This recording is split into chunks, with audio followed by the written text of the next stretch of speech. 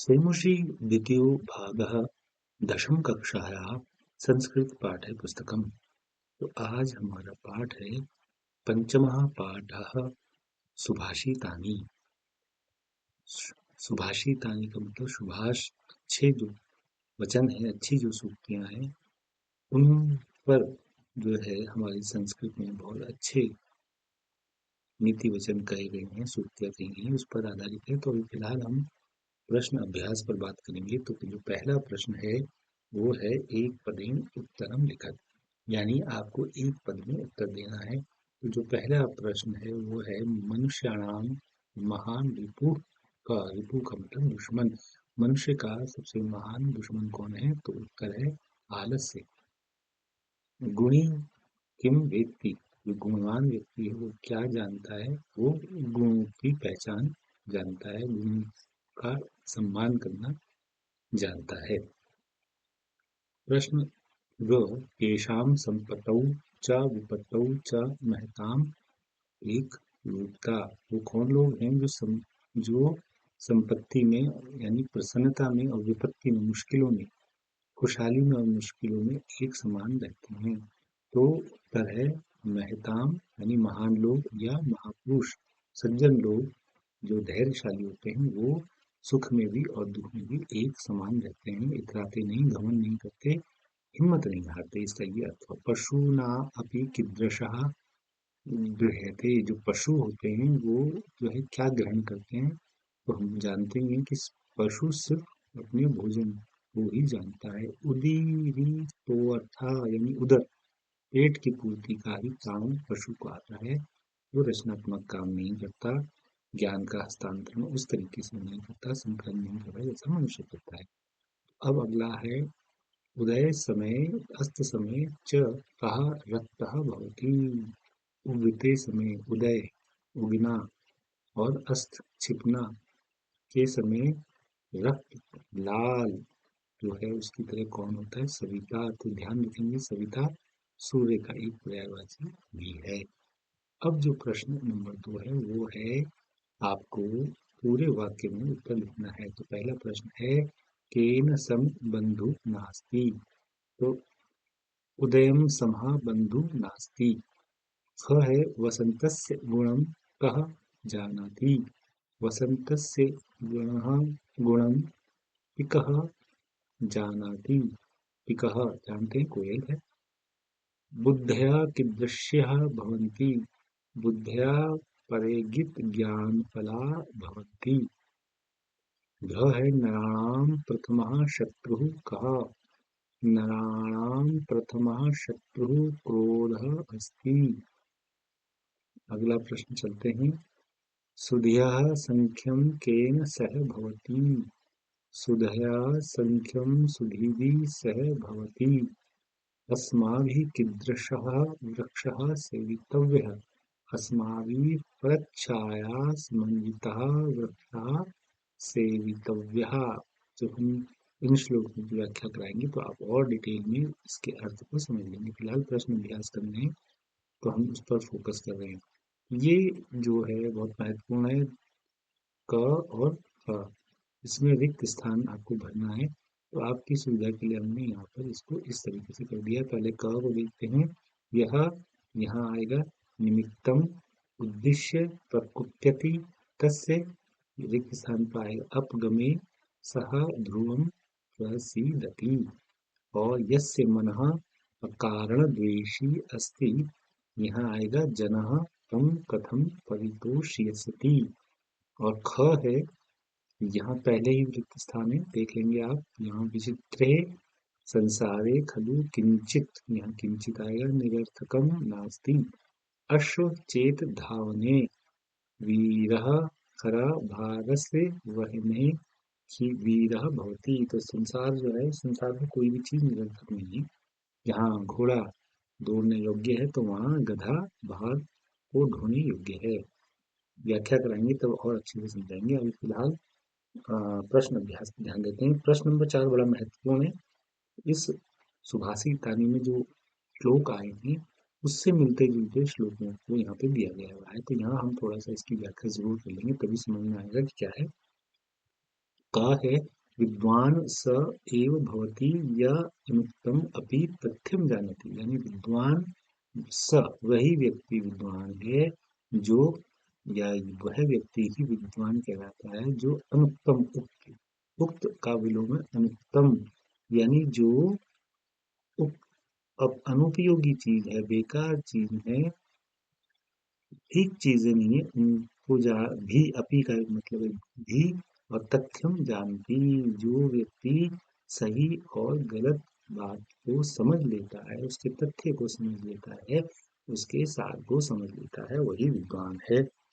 और इससे मिलता जुलता जो श्लोक है उसका एक अंश ये है कि अनुक्तम मप्यहति पंडितो जना, अनुक्त मप्युपति पंडितो जना, पंडित वही है, विद्वान वही है, बुद्धिमान व्यक्ति वही है जो क्या करता है, जो बात कही भी नहीं गई है या बिना कहे किसी बात को, दूसरे के मन को, भाव को, सार को, आशय को समझ लेता है, ये इसका मतलब ये हुआ।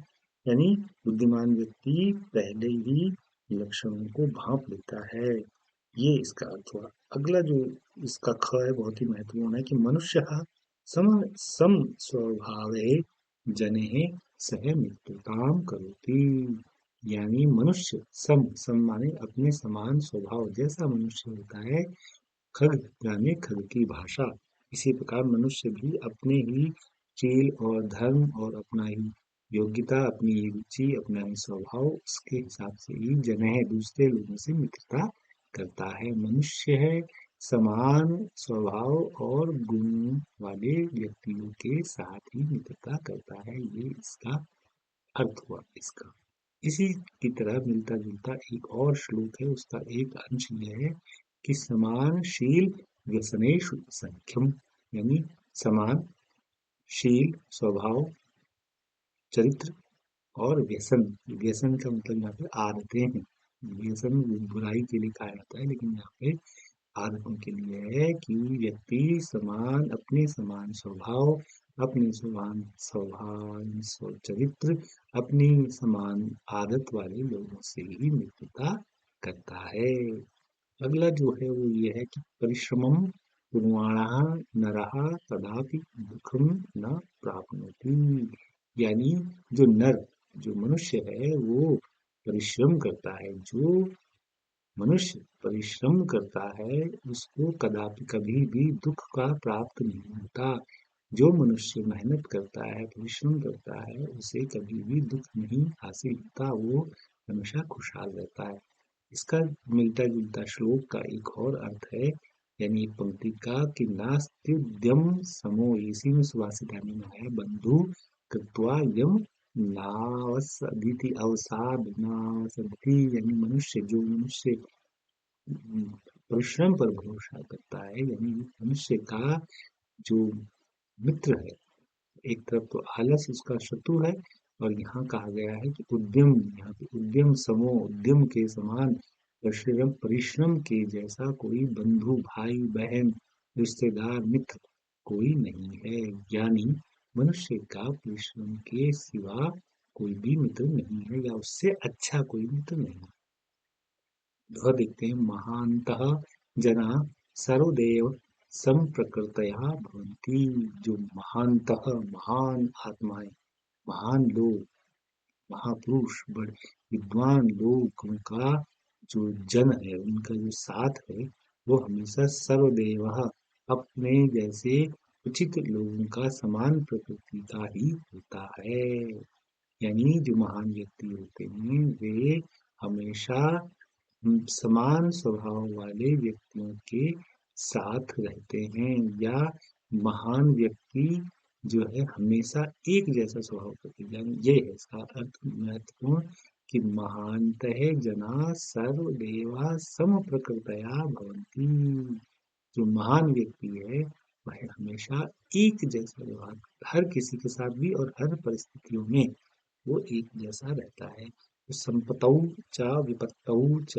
महताम एक रूपता, महान व्यक्ति जो है चाहे उसके पास संपत्ति हो, चाहे वो खुशहाल हो, चाहे वो विपत्ति में हो, चाहे वो कंगाल हो, उसका स्वभाव हमेशा एक रूपता जैसा होता है। महान व्यक्ति सुख में और दुख में, यानी खुशहाली के जीवन में और बदहाली के जीवन में या विपत्ति के समय एक जैसी परिस्थिति में एक जैसा समान रहता है, जैसा कि सूर्य उगते समय भी लाल होता है और छिपते समय भी लाल होता है। बहुत महत्वपूर्ण श्लोक है, परीक्षा उपयोगी है, इसको हम फिर डिटेल में आपको अलग से समझाएंगे। अब देखिए बहुवचन करना है, तो ये बड़ा सरल है कि गुणी गुणम जानाति, इसको बहुवचन में कहता है तो गुणिनः गुणम जानन्ति। ख है पशु उदीरितम अर्थम गृणाति, इसको आपने कर्म वाच्य में बदलना है, तो पशुना उदीरितः अर्थः गृह्यते। इसी प्रकार इसको एक वचन में करना है, मृगः मृगे सह अनुव्रजन्ति, तो मृगः मृगै मृगेण सह अनुव्रजन्ति। इसी प्रकार कह छाया निवार्यति, इसको कर्मवाच्य में करना है, तो केन छाया निर्वायते, तेन एव वह्निः दह्यते। पितृवाच्य में करना है, तो सह एव वह्निं शरीरं दहति। और ये संधि विच्छेद है, करना है हमको। न धन अस्ति उद्यम समः, तो नास्त्युद्यम समः, ये तस्यापगम, तो तस्य धन अपगमे। इसी प्रकार अनुक्तम धन अपि उहति, तो अनुक्तमप्युहति। इसी तरीके से गावस्य है गावः धन च, तो आपकी सुविधा के लिए हमने इसको इस तरीके से कर दिया है, आप देख सकते हैं। न धन अस्ति उद्यम समः, तो ये हो गया नास्त्युद्यम समः, तस्य धन अपगमे तस्यापगमे। अनुक्तम अपि धन उहति, अनुक्तम युक्यति। अनुक्तमप्युहति, ये देखिए इसको अनुक्तम अपि उहति, इसको हमने करना है। गावः धनचः, बहुत महत्वपूर्ण है, परीक्षा में पूछा जाता है, तो गावश्च ये भी पूछा जाता है। न धन अस्ति नास्ति, और रक्तः चः अस्तमय, रक्तः धन च धन अस्तमय, तो ये रक्तश्चास्तमये। योजकः धन तत्र, योजक स्त्र, इसको देख लें, योजकः धन तत्र, योजक तत्र, इसको देख लेंगे। और इसी को ये जो है एक और समस्त पद वाला विग्रह वाला है, उद्यम समः, उद्यमेन समः, शरीरे स्थित शरीरस्थः, निर्बलः बलेन हिं, तो आपकी सुविधा के लिए हमने इसको उत्तर यहीं पर लिख दिए गए हैं। उद्यम समः उद्यमेन समः, शरीरे स्थितः शरीरस्थः, निर्बलः बलेन हीनः, देहस्य विनाशनाय देहविनाशाय, और महावृक्षः महान् च असौ वृक्षः, समानं शीलं व्यसनं येषां तेषु, समान शील व्यसनेषु, अयोग्यः न योग्य, तो बहुत महत्वपूर्ण है, इसको आप देख लेंगे, परीक्षा के लिए बड़ा ही महत्वपूर्ण है, इसको आराम से आप देखें, स्क्रीनशॉट ले ले चाहें। इसी प्रकार ये भी बहुत महत्वपूर्ण है, प्रसीदति अवसीदति, मूर्खः पंडितः, बली निर्बलः, सुलभः दुर्लभः, संपतौ विपत्तौ, अस्तमय सूर्योदयमय, सात्विकम निरर्थकम, आपके लिए इसको सुविधा के लिए आप इसलिए ऐसा कर दिया है।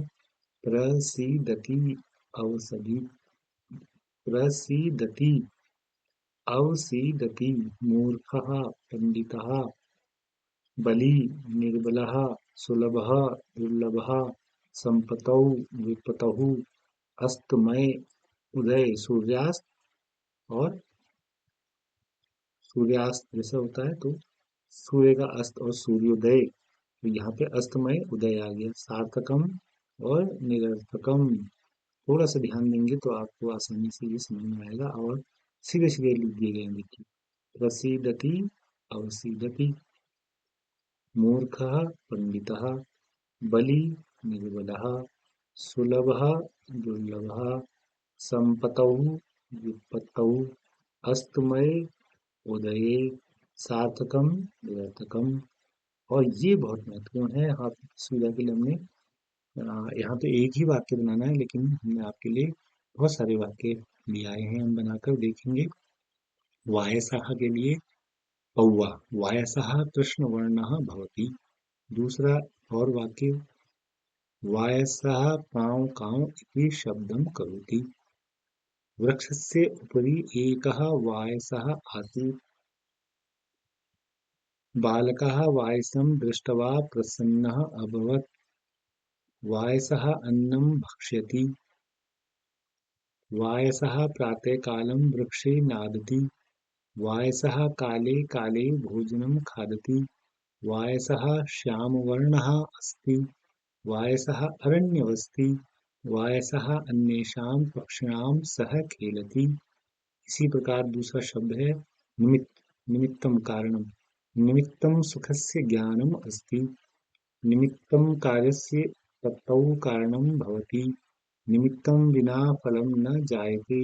निमित्तं शुभं वा अशुभं वा भवति।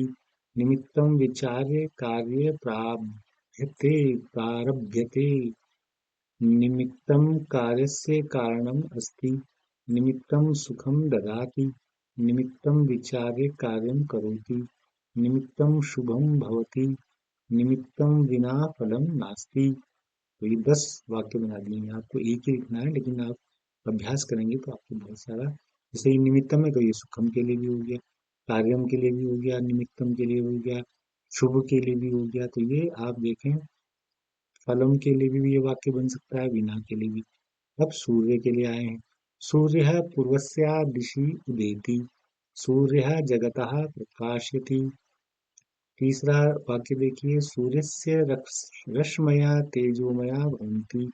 सूर्य अस्मभ्यं जीवनं ददाति। सूर्यतापं यच्छति। सूर्ये प्रभाते उदयति। सूर्यः सर्वलोकस्य जीवनं ददाति। सूर्यः रश्मिभिः पृथ्वीं प्रकाशयति।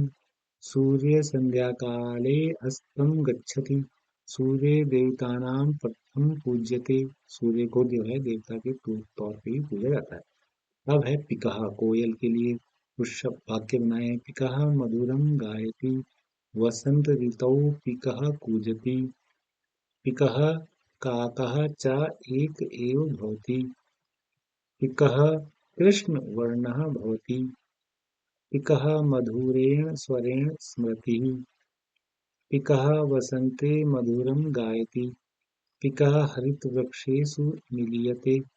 पिकः श्यामवर्णः सुन्दरः च अस्ति। पिकः प्रभाते नादेन सर्वान् जागर्ति। पिकः अन्येषु पक्षिषु प्रिय अस्ति। इसी प्रकार वह्नि यानी अग्नि के लिए आए हैं। वह्नि सर्वं भस्म करोति। वह्नि तपति। वह्नि प्रकाशं ददाति।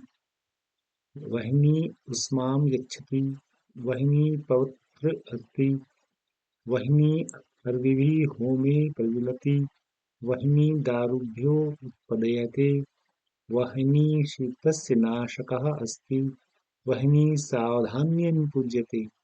वह्नि रात्रौ प्रकाशं ददाति। देखिए, इतने सारे वाक्य आपकी सुविधा के लिए बनाए हैं। तो ये जो पाठ है सुभाषितानि, इसके प्रश्न अभ्यास पूरे होते हैं। और आप जो है इसको एक बार अध्ययन कर लें, एक बार इनको सुन लें, एक बार इन्हें समझ लें, एक बार इन्हें लिख लें। और वह बहुत ही महत्वपूर्ण पाठ है, परीक्षा उपयोगी भी है और जीवनोपयोगी है। तो कृपया, वीडियो अच्छा लगा है तो प्लीज़ लाइक कीजिए, सब्सक्राइब कीजिए और शेयर भी कीजिए। और हाँ, कमेंट करना ना भूलें और ये भी बताएं कि आपको और किस तरीके के वीडियो पसंद हैं। तब तक के लिए आपका बहुत बहुत शुक्रिया। आप खुश रहिए, प्रसन्न रहिए और अध्ययन करते रहिए। फिर मिलते हैं जल्दी दूसरी वीडियो में।